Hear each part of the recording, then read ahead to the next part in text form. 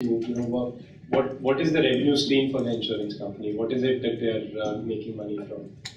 Insurance policy From the premiums, exactly. So the revenue is, if we just simplify things for the sake of understanding, so the revenue for the insurance company is basically the premiums that are coming in, right? And what is the cost? Cost is the claims. Yeah, there is of course some administrative cost, marketing cost, and all of that. For the purpose of this analysis, we don't need to get into that. We have a very simplified situation where the premium is the revenue and the claims is the cost, right? And so essentially, the profit is the sum of all premiums that the company is receiving minus the claims that they are paying out, right? And if we just manipulate this equation, so the premium essentially comes out to be the claim that is paid out plus the profit that you want to keep, right? So essentially, what is it that the company is trying to do? They are trying to predict. So in terms of the analytical approach, what we are doing is we are predicting the claim as a percentage of IDV. So what percentage, so if a car is insured for 100, what percentage of that is the expected claim, is what you expect to pay out. And once we've defined claim as Y percentage of IDV, then there's a delta that we can add to it, that's a business decision on what amount of profit they want to keep, and we can decide on X, right? So given the problem that the business had, this is how we just converted it into an analytical problem. So now the goal of our exercise is to predict claim as a percentage of IDV. Okay, so just some high-level data exploration. Any new kind of data, the first step that you will do is summarize the data in order to understand it. So this is a table where essentially we had 41,096 policies. This is the data that we had. Out of these policies, 7,702 had actual claims. And the total premium received by the company on these policies is 435 million rupees, 43.5 crores. The premium as a percentage of IDV at the macro level, aggregate level, is about 2.78%. So this is what the company is receiving. Total claims paid out 375 million. Claim as a percentage of IDV 2.4%.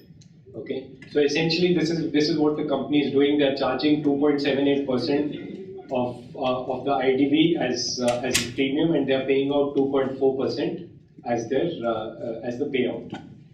Right. So this just gives us a sense of what the overall data looks like. This is very important because you need to have a very good sense of what the data looks like in order to find out what is unusual, what is different from the rest. Right. So again, this is a simplified version of the data. We have 12 models and we have 16 cities. So these are the 12 car models that are there across these 41,000 policies, and these are the 16 cities that are there. We have about 5 minutes. Okay.